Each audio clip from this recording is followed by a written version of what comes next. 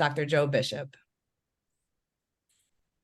Thank you, Caitlin McAloon. Thank you, Jeannie Vassam, and everyone from our team at the Center for the Transformation of Schools, UCLA. Just really appreciate you organizing today's webinar and all that you do. So yes, this is the final webinar around the book, at least for now. So we think that could change. Our Children Can't Wait, The Urgency of Reinventing Education Policy in America. It's a book from Teachers College Press. It's also a podcast, which is available. It's of the same name on Apple Podcasts and Spotify. And the special guests you see today have actually been on the podcast and wanted to bring them back for our final conversation today around the book. So you're going to hear shortly. Let's go to the first slide. Let's see it.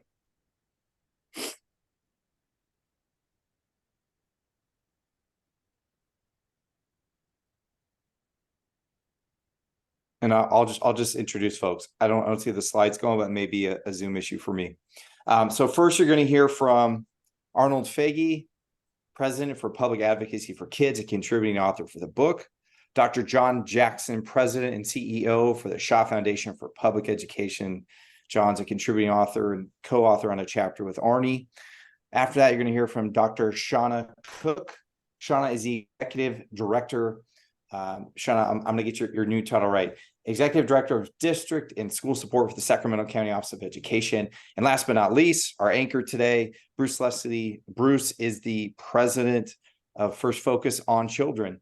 So these are amazing colleagues, friends, and for this last webinar, I want to have really more of a conversation instead of a formal slide deck. So, and I have a set of questions that we're going to go through together. And are the slides going or are they not going? If they're not, it's okay. They are. And I don't know why I'm not seeing them. Okay. Oh, there we go. Sorry. My fault. Okay. So really quick, Our Children Can't Wait. You can get the bios for everyone on our website, descriptions of each chapter, link to the podcast. There's a number of resources available for you if you go to the kind of the one-stop shop website. So the premise behind Our Children Can't Wait, there's three themes that cut across all the chapters, okay? One is the idea that we're all policymakers, okay? We are all policymakers. Nobody's told you that potentially, but you are if you're on this webinar, okay? Young people, parents, teachers, administrators, community organizers. We are all setting policies every minute, every hour of the day, okay? And now is an opportunity for all of us to think in a much different light and to feel like we can take some responsibility and to have some agency to change the landscape and to see the world, change the world that we've inherited. The second thing, racism in our history cannot be ignored in our conception of policy, okay? The last point, the third main point of the book is that in-school factors like the curriculum, like assessment systems, like the preparation and quality of an educator, teacher, must be thought of in tandem together with out-of-school factors, right? Like air quality, housing, segregation, healthcare access, and neighborhood conditions. This book is not about either or. This is a both and agenda we all have to embrace together, okay? And if today's conversation catches your attention, next slide, please. Thank you. Okay. Let's actually go to the following slide one more. Okay. This is, again, the fifth webinar. So you can go back on our website at CTS UCLA and listen to the other conversations and tune in. And if we go back to the previous slide, sorry, making you work. Thank you. So as you look at kind of the mosaic of chapters for Our Children Can't Wait, we very intentionally talk about the why and why we need to rethink policy, but also the issues that have been thought of in isolation in our country. We've largely ignored school safety, largely ignored segregation, largely ignored housing. Our juvenile justice system has ballooned as a symptom of all these other factors coming into play. But we can't ignore the fact that youth incarceration is what happens when we don't invest in young people, when we do not have that intersectional cross-sector approach to policy, okay? Also student homelessness and a lot of other issues that we raise in the book. So go to the website, read the chapters. I'm excited to hear that a lot of folks are using the book as a syllabus for policymakers, for classes, for kind of a new way of thinking about policy in our country. But I want to jump into our question now. Let's go back to the slide with the picture of everybody, actually, if possible. Thank you. Okay, so first question. We're going to go to Arnold Fege, President of Public Advocacy for Kids. Arnie, and this is a question I'm going to ask of everybody. If you could describe your chapter that you wrote in 3 sentences or less, what would it be? And Arnie, you're giving us more than a 3-sentence answer, which is why I love you so much. Let's skip ahead, and I'm going to ask the same thing of, we're going to skip John, we're going to go to Dr. Cook and Bruce Lesley as well to answer that question. Describe your chapter in 3 sentences or less. Let's go to the quote from Arnie here, not from Arnie. He wishes it was his quote. Keep going. Hey, Joe, I'm going to indulge you. Joe has put on so many of these excellent webinars with such notable authors that we have now crowned him as a combination of Chuck Todd and Reverend Sharpton. And I'm going to add one more sentence. I could not have been happier nor more inspired to work with my co-author, John Jackson. We've been crossing paths for many, many years around issues of equity and democracy and inclusion and DEI. And I just want to recognize John as being not only a good friend, but an inspirational leader and learner for this person. And we thought that we would sum up our chapter, which is Grappling with History, racism that has metastasized since the founding of our country, with this quote from Webb Du Bois, which is a 1913 quote. It really provides some urgency around the book, Why Children Can't Wait. And he said at that time, 1913, this is the beginning of the major Jim Crow era, now is the accepted time, not tomorrow, not some more convenient season, but today our best work can be done, and not in such future year. It is today that we fit ourselves for the greater usefulness of tomorrow. Today is the seed time, now are the hours of work, and tomorrow comes the harvest and the playtime. In short, our children can no longer wait. The urgency of this moment is clear, but bigger questions around who is driving a policy agenda and for whom the table is being set is explored further in our chapter. And we also then recognize that this is the 60th anniversary of the bombing of the 16th Avenue Baptist Church in Birmingham, Alabama, and the killing of the 4 young teenage girls. That puts all of this urgency and waiting into context, Joe. Yeah, absolutely. Thank you, Arnie. Let's transition to Dr. Cook. Channa, 3 sentences or less. This is like an impossible task, Joe. 3 sentences. My sentences are going to be run on. I'm just telling everyone up front. In the last couple of decades, what we know about how learning happens has drastically changed and expanded. And much of what we know is based on this new science called the science of learning and development. And we've come to understand that there are certain features of human development and certain principles that remain true across the spectrum of humanity that give us so much insight into how to make our efforts as educators, policymakers, educational partners, all the more impactful in service of students in our care and in our schools. So at a really high level, our chapter is based on these concepts of the science of learning and development, which in a nutshell are the fact that the brain is malleable, variability is the norm and not the exception, learning is social, emotional, and academic, adversity affects learning, relationships are an essential ingredient for human development, and that context matters greatly. So that context is what I pay special attention to in this chapter, myself and Dr. Linda Darling-Hammond. And when we take all of this into account and we reflect on the ways that schools are designed and organized, either intentionally or unintentionally, our current system is not set up to create learning experiences for children that take this science into account. And so our chapter on developing policy for the whole child is really about that transformation from traditional to student-centered to whole child approaches to education. Dr. Cook, let me ask you this. So that was a beautiful run on, that's the best set of run on sentences I've ever heard. So keep going with that. Going back to what Arnie Fege shared around the bombing in Birmingham and the context in which students make sense of their world and build upon their previous knowledge. Like, how do we do that and acknowledge our history?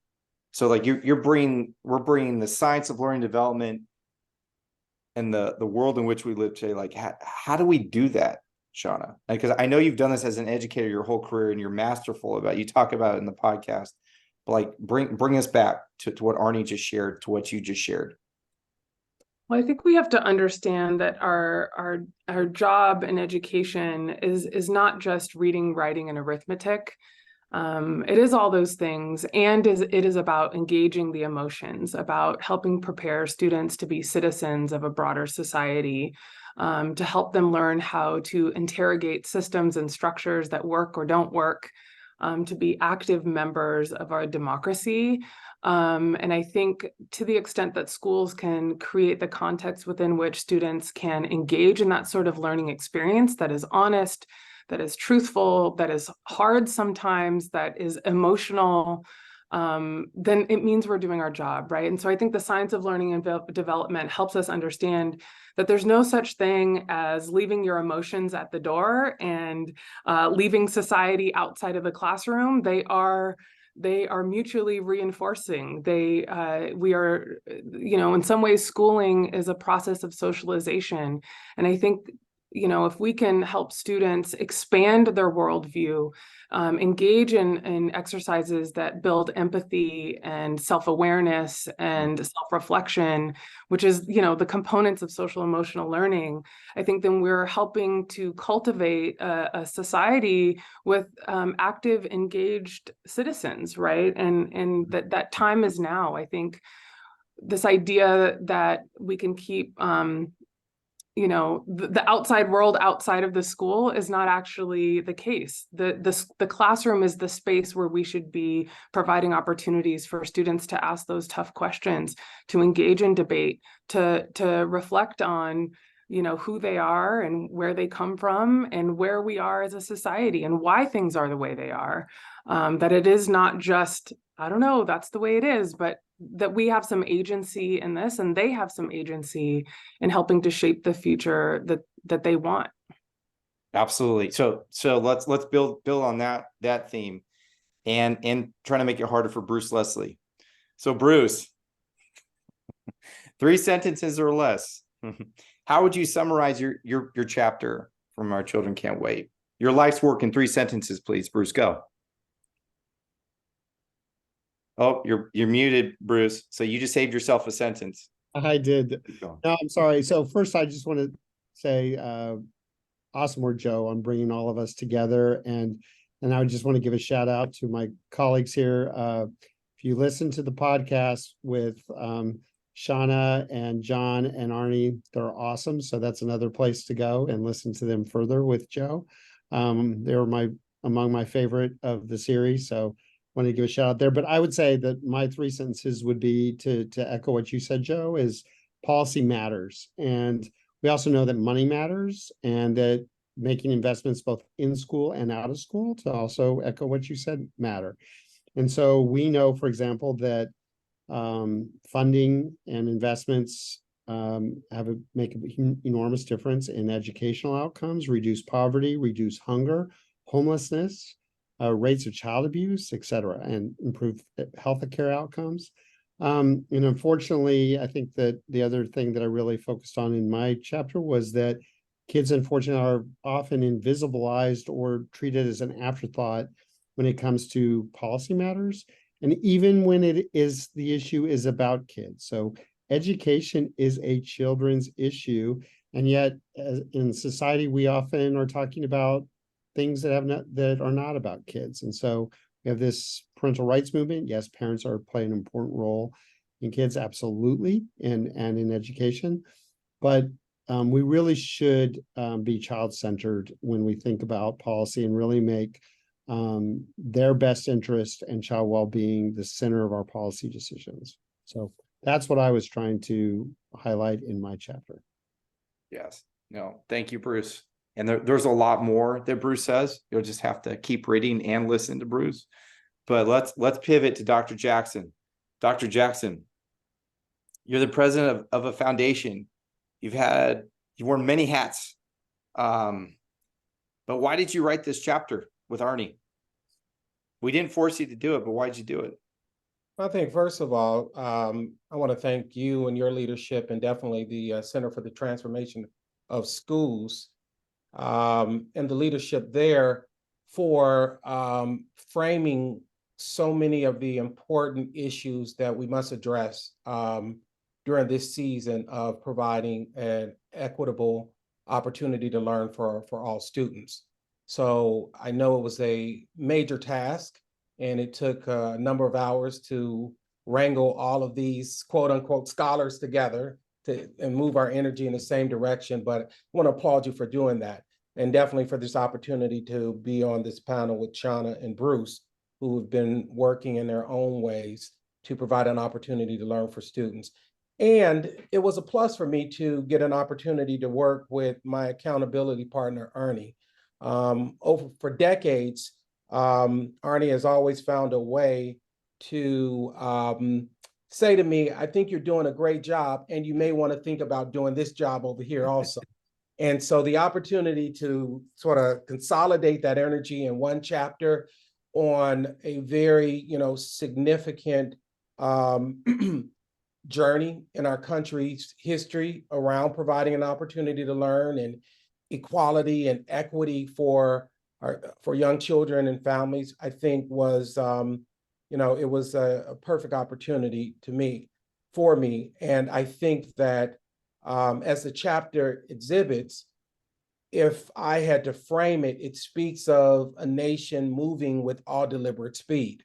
That term that was a part of Brown versus the Board of Education. While there has been progress made, progress has not nearly met the speed in which our young people need equity, need justice, and need the support for all of the reasons that Channa outlined.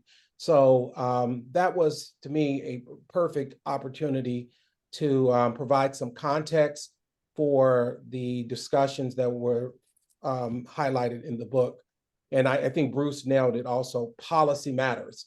I always say programs are progress, but policy is power. And so in many respects, this book places us at the intersection of progress and power. Thank you, Dr. Jackson. Yeah, so policy is power. So if we were to go back to, let's go back to Arnie. Arnie, if you and John were to have more time to write this chapter and be together in the same room, what would you change about this chapter? Well, both John and I being writers, we wouldn't change anything. We would only add, right?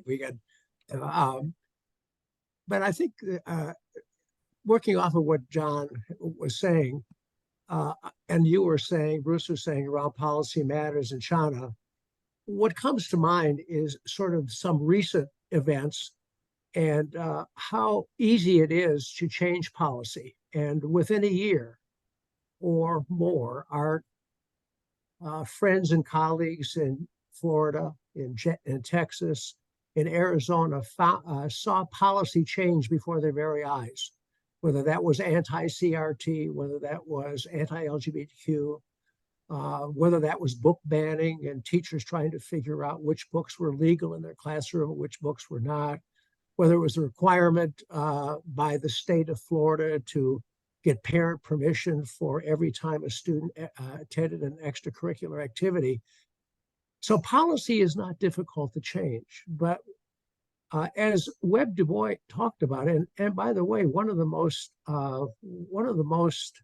celebrated policy changes for equity was during Reconstruction. And we often forget that 5,000 new schools were built. There were over 25 senators and representatives. There were 5 African Americans. There were 5 African American governors. And then Reconstruction ended. And the first thing that the South primarily tried to do was to varnish over African American history. So that as John and I worked on the chapter of Grappling History, a lot of what we're facing today is nothing new, except that someone said, I don't know why it's so hard, why equity is so difficult, but establishing inequitable policies are so easy. And I just pose those questions, Joe. I know you asked the question, but I pose those questions as we grapple with policy. We have a lot of data. Channa knows about the data she's working with. We use the data, we're consumer data. And we have the research that is being handed to us with the practice that has been made, but the inability to provide the policy that we need to eradicate racism and social and economic disparities. And I would say, let's not get into this discussion about whether this is race or whether this is social economics. They're both inextricably tied. And we continue to grapple historically as well as in this modern era with many of those issues. And I'll end by this. Having worked for Robert Kennedy, I'm not necessarily a state rights person. We have to be very careful about this myth that states are innovators. Sometimes they are, sometimes they're not.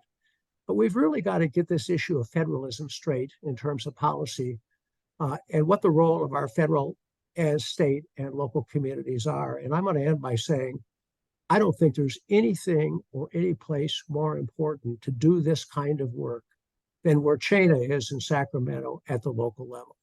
If we don't start there, I think it's really going to be difficult to get those other 2 levels during this period of time straight.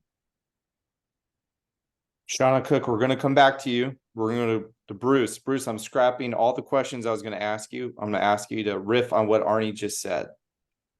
Yeah, I would say that we're in a moment in time, like where I would add to my chapter is that children really are at a crossroads, and I think really emphasizing that we were in a moment in the pandemic and the economic recession where people were like dismissing, oh, there's not really a big impact on kids, and I think that the public felt it, and kids are certainly experiencing it.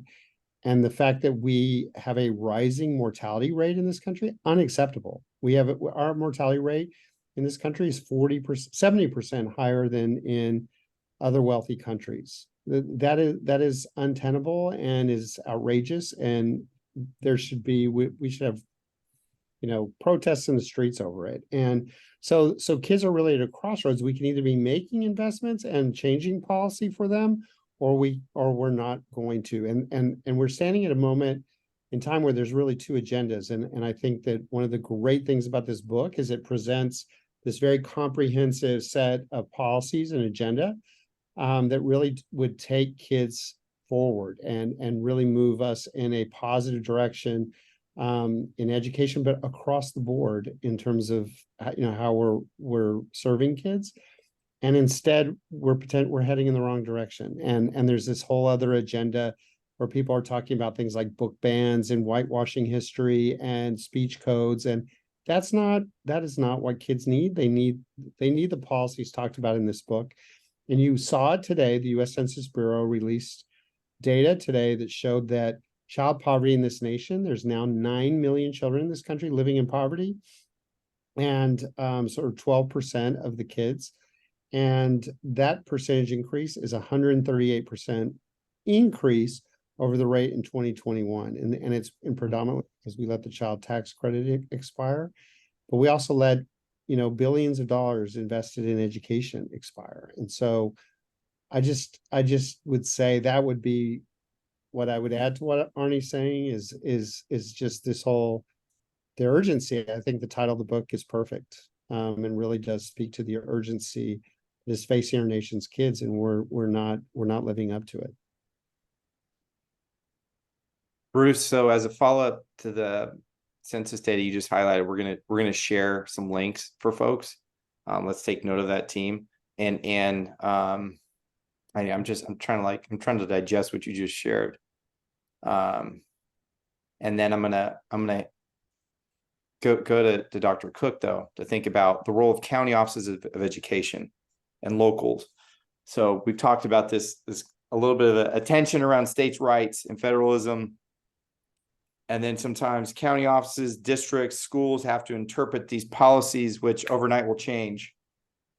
What is the role of county offices in this kind of terrain that you're operating in, that you operate in every day, Channa, with great vision and clarity?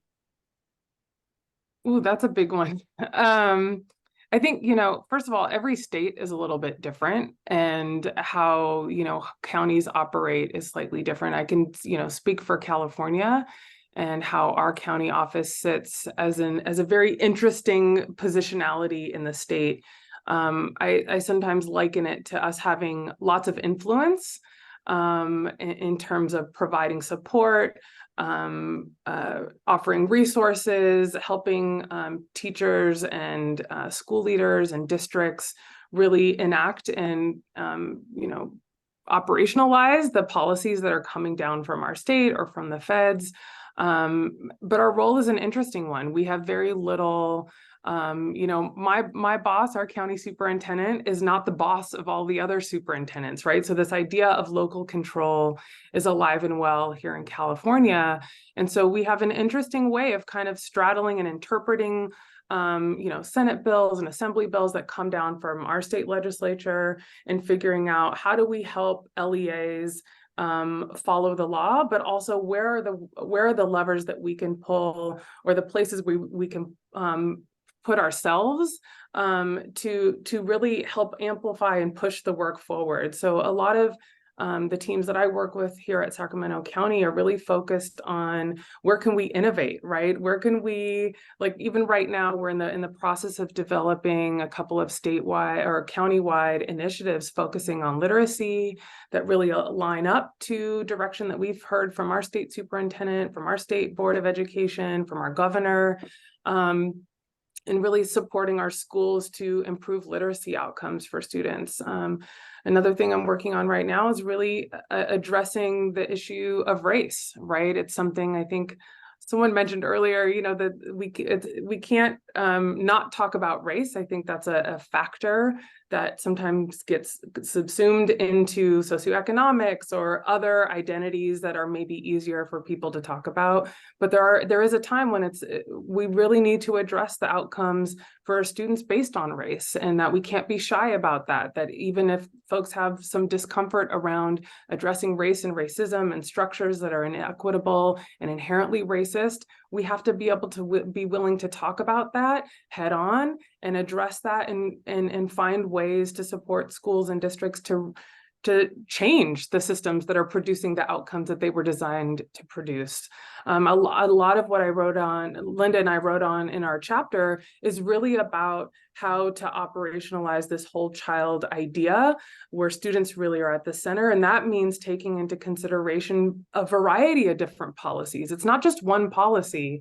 It's a plethora, from teacher preparation and induction, credentialing, right? That whole sphere, like who is coming into the profession, to how leaders are trained and developed and getting an administrative credential, to how we are providing multi-tiered systems of supports from mental health clinicians and healthcare in the classroom, in schools, and how can we amplify that? I think the thing that's cool about education is we've got kids as a captive audience, right? And so in the ways that other systems may or may not be working really well, that all shows up in schools and how well students are coming to school ready to learn. And we have a unique challenge and opportunity in the school building to address those needs and find ways to be innovative. I know one thing that our county office is doing that's really, really amazing is partnering with Department of Health Services to provide mental health clinicians.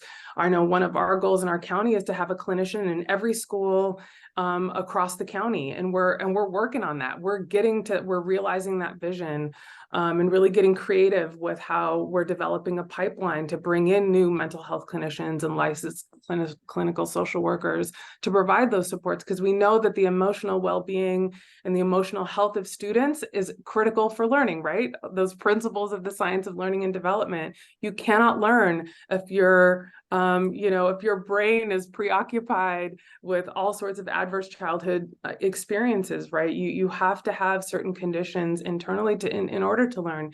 And so to the extent that we can use our school space to address some of those needs, to really braid and integrate policies and create connections to other countywide or statewide institutions and agencies that can help provide those supports in schools, I think that's where the exciting part really happens for me in terms of moving towards a more student-centered, whole child approach to education.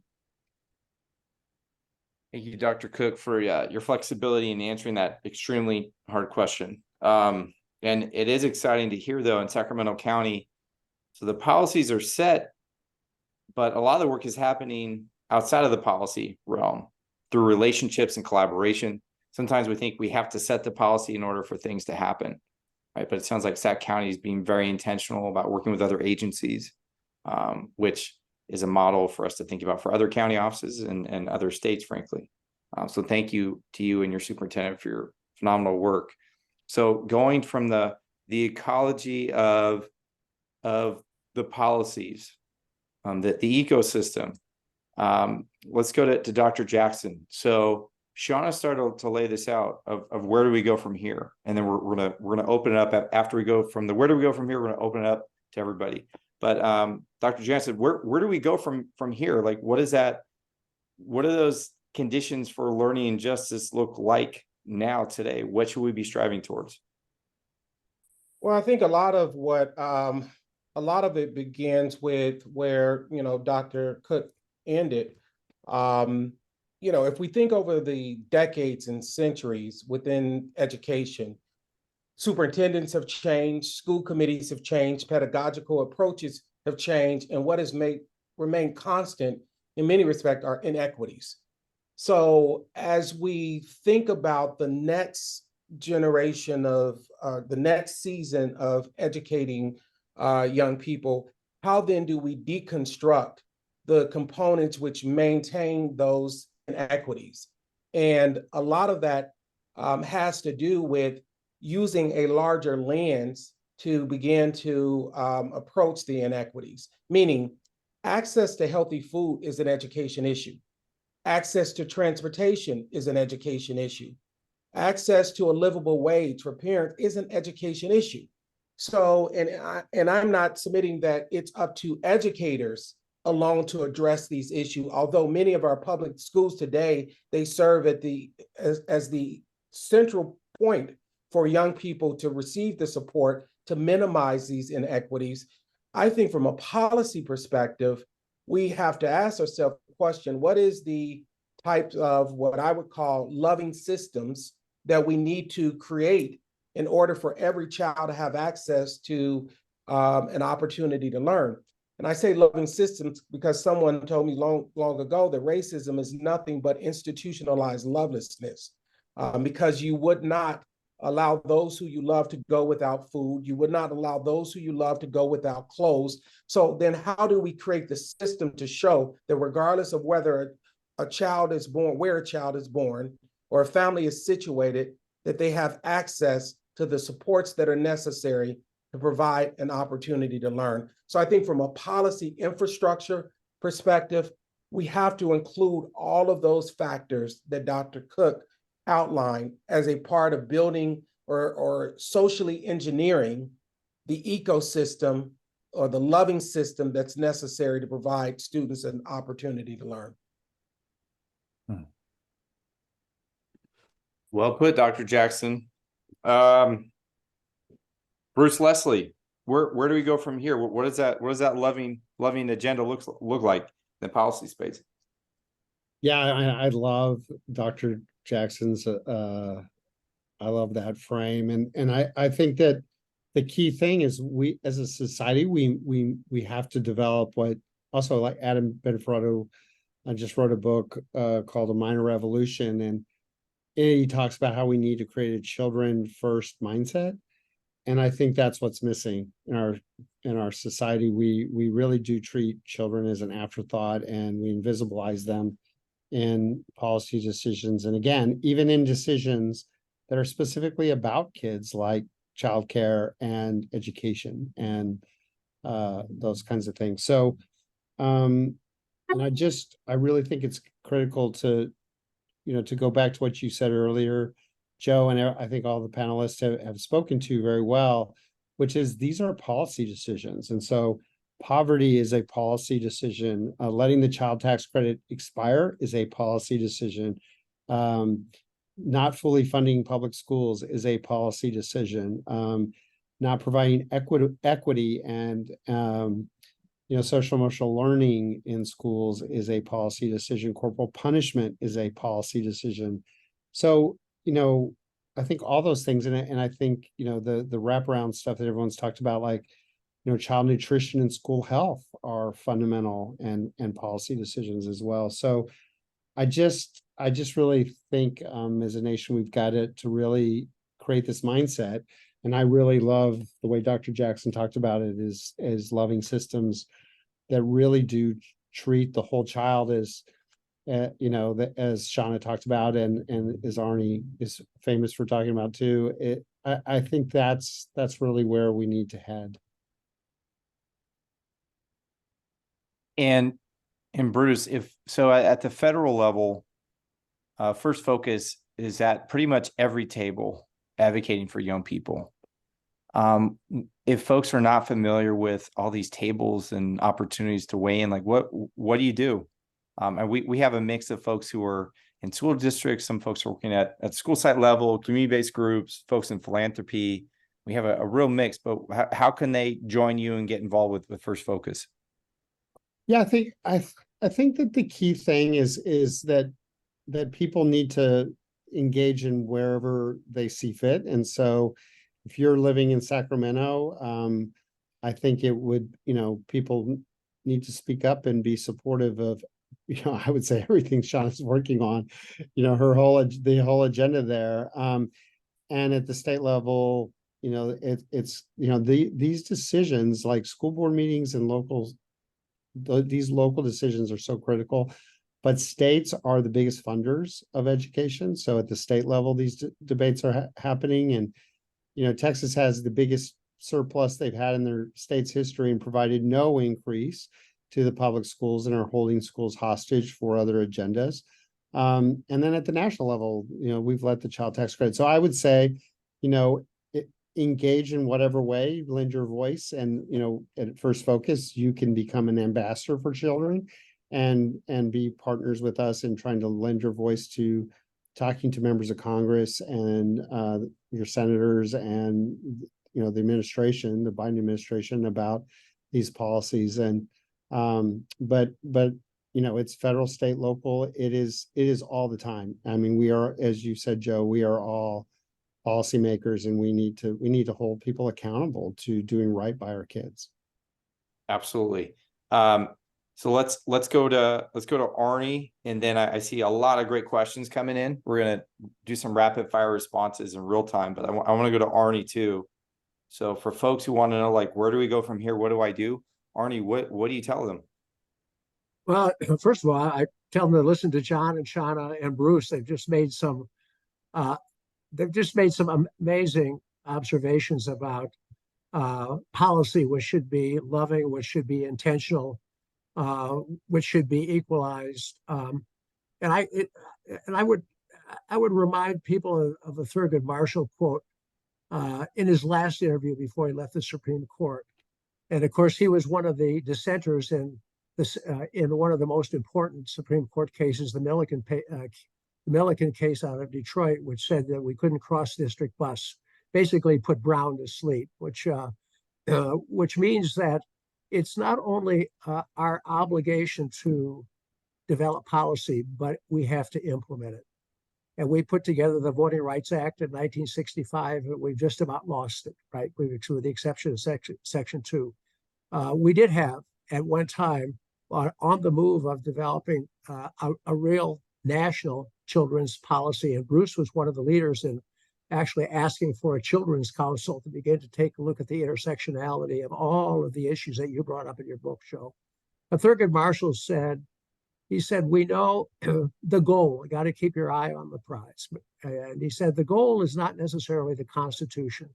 But he said, I know that when a sharecropper's kid from Mississippi who is born poor but very intelligent has the same opportunity as the rich kid in the North has, we know that we have resolved a lot of our equity problems. The problem with the state piece, and I'm going to focus on that last, is that there are some states that are providing more opportunity than other states, and there are other school districts that are providing more opportunity than other school districts. So in this landscape of history and this landscape of what we're looking at now, there are 15 states that haven't expanded Medicaid, for instance. There are rural school districts that are going to be suffering the lack of internet connection, because the ESSERS and the stimulus fund is running out and the states are not taking this over. So that this policy piece of trying to figure out how our kids are not only state citizens and they're not only local citizens, but they're national citizens as well, and that they all have equal opportunities no matter what state or what community they live in, is really the goal that Thurgood Marshall sought. It's an aspirational goal, but it's one that I would leave our audience with the question again, can you have equal outputs with unequal inputs? It's a policy question that needs to be answered. And each of us has, in our own communities and their own roles that we play, have to answer that question ourselves as well. So let's thank you, Arnie. So thinking about, that we often get stuck in the outcomes, but ignore the inputs and throughputs to get there, right? Let's look at, so based on the questions here, I'm going to go in reverse order. Dr. Jackson, if you could take the first question around how do we take the lead from young people in shaping policy? Bruce, you might want to piggyback on that. And as we think about smaller districts, the question of, do we need smaller units of change, smaller districts? Maybe Arnie or Channa, if you want to take a stab at that. And then Channa, there's a question about how Sac County is prioritizing race in your work. So again, let's start with young people first. John, do you want to start there? Sure. I think just as a part of methodology, we have to accept as a part of practice, integrating the voices of those who are closest to the challenges to bring forth the solutions. And our young people, being the primary focus, we have to elevate their concerns as well as their recommendations into our policy frames. This happens through engaging youth-led grassroots organizations who often the case are there within community advocating for policy changes. I know that in LA Unified, a group of young people pulled together the racial equity report or Bill of Rights that in many respects was used as a basis for distributing the ARPA funds. That's a way that young people's voice can be integrated into policy. So, I would suggest that we start by looking toward supporting the capacity for young people to gather and elevate their voice and recommendations, engage with the organizations that already exist that are led by young people who are working to improve the quality of their education. And even as we think about research design, ensure that research design, if it's designed to impact or speak into classrooms or speak into our schools, has in some way been informed by young people. Absolutely. And Bruce, do you want to add? Yeah, absolutely. Yesterday was 9/11, right? And I saw numerous stories of people saying this generation did not know that history and we should be teaching that, et cetera. And that just, when I saw that, I'm like, absolutely.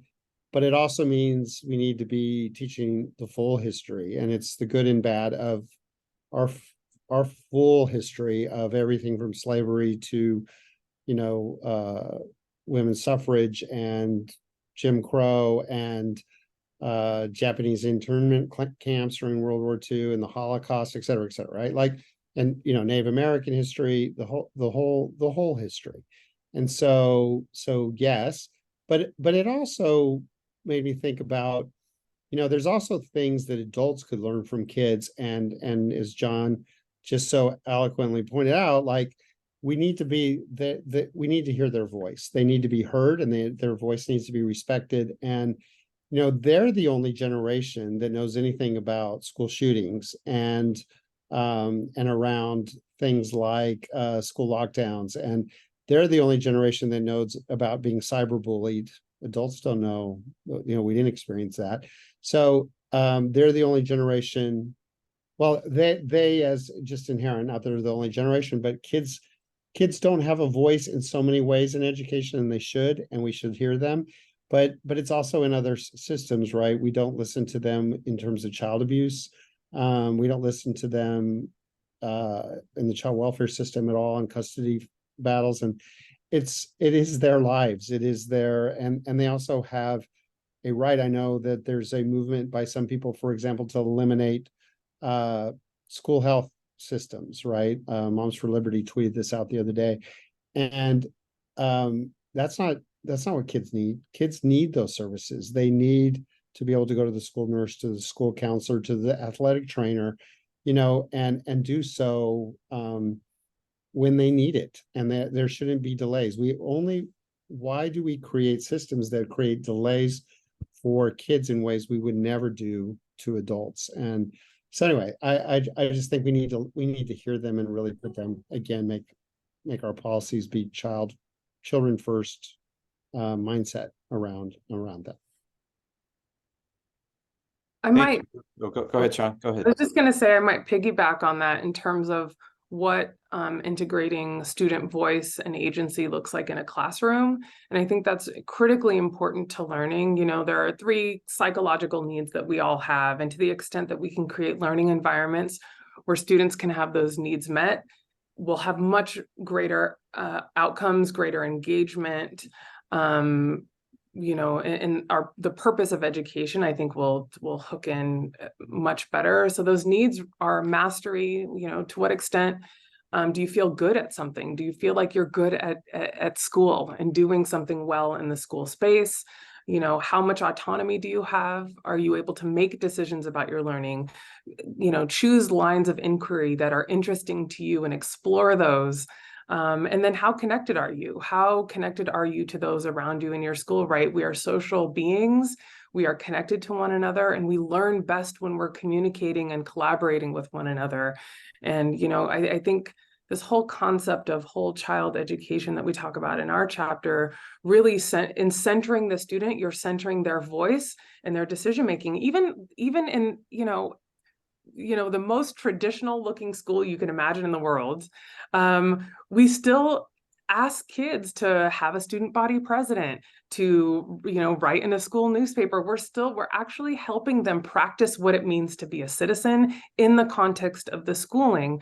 And yet we don't do that as much as we probably could in the context of the classroom, right? And what's happening in the classroom, and how can we conceptualize teachers more as coaches and facilitators of learning, where students get to have some decision making in that and decide on what they want their school to feel like, decide what they want to learn about, have some choice in how they represent their learning, right? This whole principles behind universal design for learning is that you're creating learning experiences where students have a say, whether they want to do a presentation, write a paper, do a poem, sing a song. There's a world of opportunity around how learning can look and sound and feel. And I think and there are many contexts where this happens every day. I can, at the Learning Policy Institute, I co-authored a number of papers that really elevated schools and systems that do this all the time and do it really well. And I think some of the investments that we've done in California around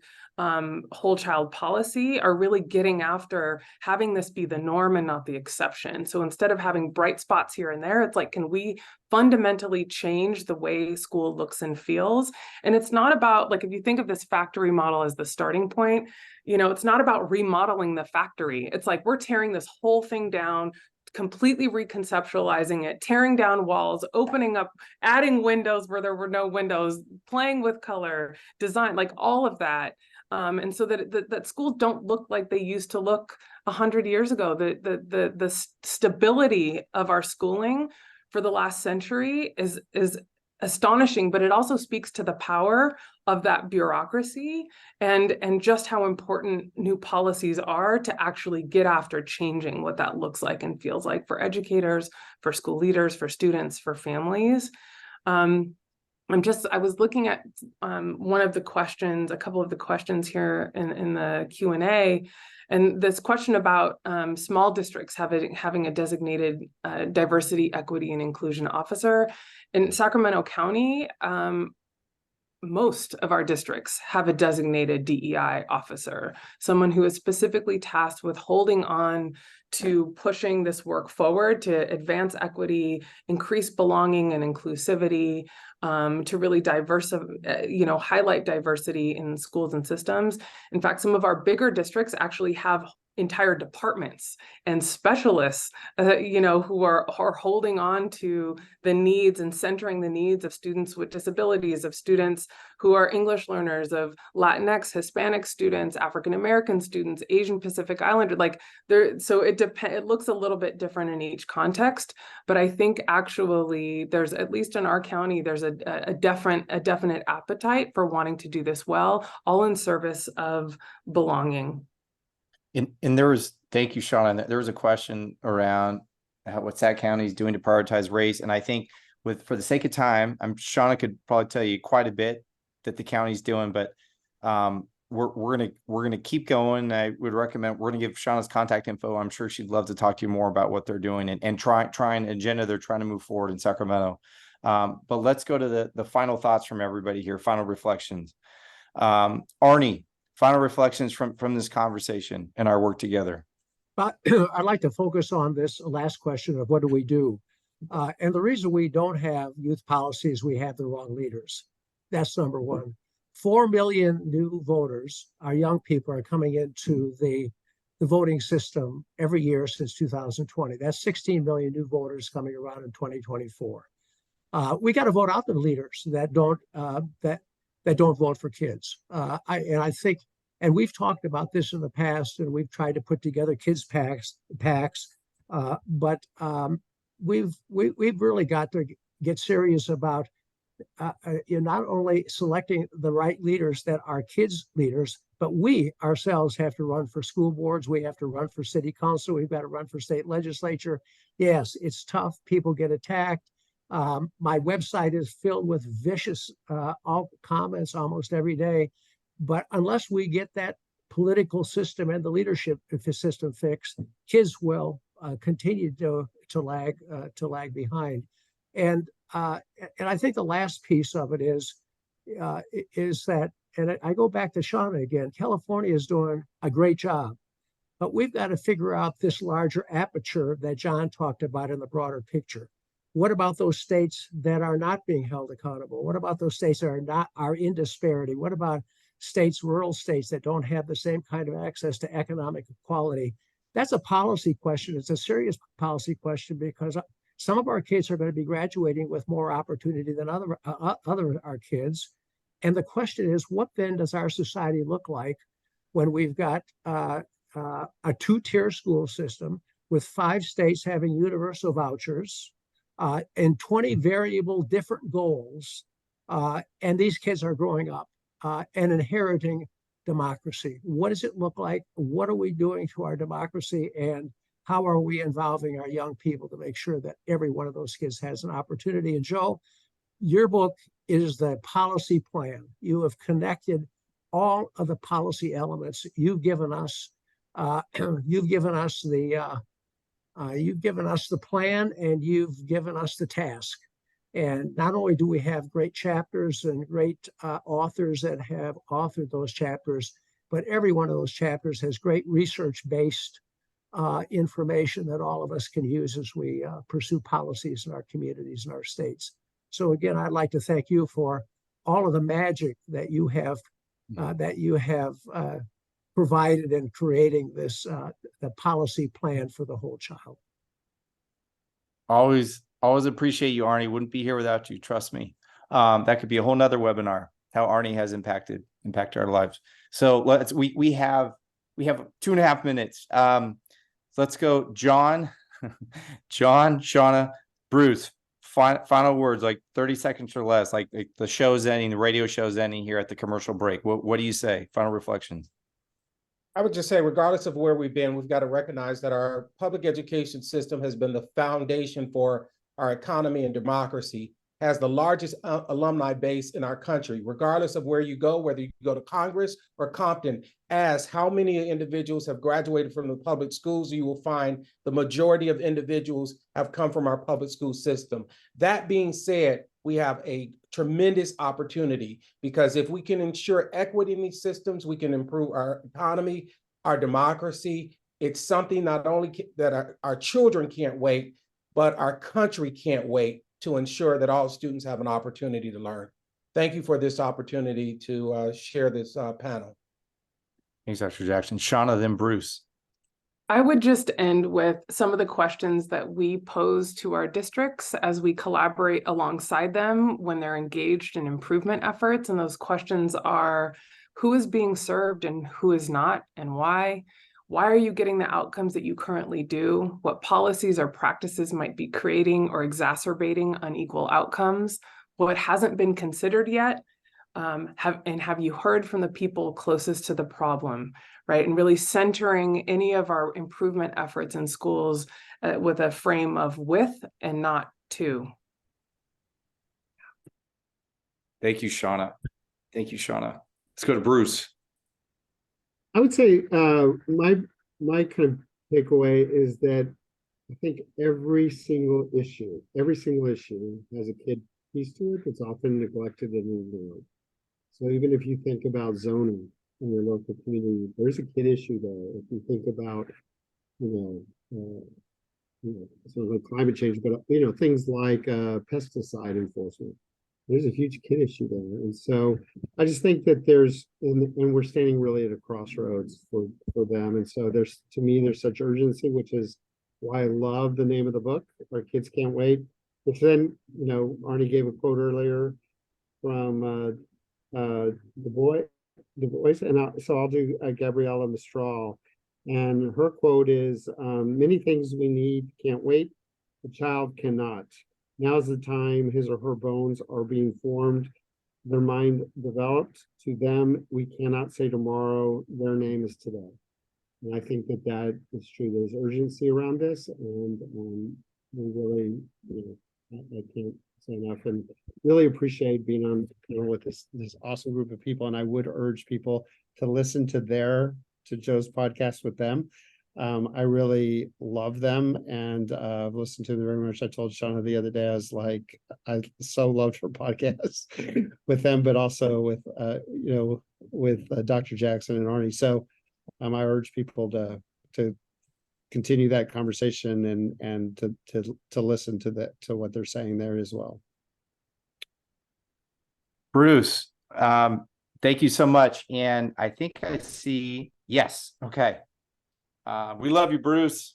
Thank you to our funders as well. We love the NEA Stewart Foundation for supporting this webinar, the podcast. Last slide. Okay, next steps. There's a number of folks who want to know what do I do from here? We're going to send out more resources. Geneva Summer Comms Director will send out a summary of today's conversation with resources for parents, community groups. We're going to give you a lot to digest and think about. Tomorrow, there's another podcast episode coming out with a young person, Alima Kasim in Nashville, Tennessee, who after the shootings in Nashville organized work at her school site. Shiva Rajbandari, episode before, talking about climate justice issues in Idaho, actually. Annie Wu, U.S. Senate campaigns. And then last but not least, Kashish Bastola, who's been organizing on the Supreme Court decision at Harvard. He's a kid from Texas who's done a lot.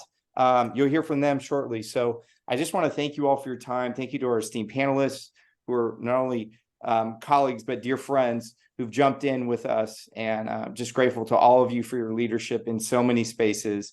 I hope you feel inspired, not overwhelmed today, and the work is ahead for all of us. Thank you so much. Our children can't wait.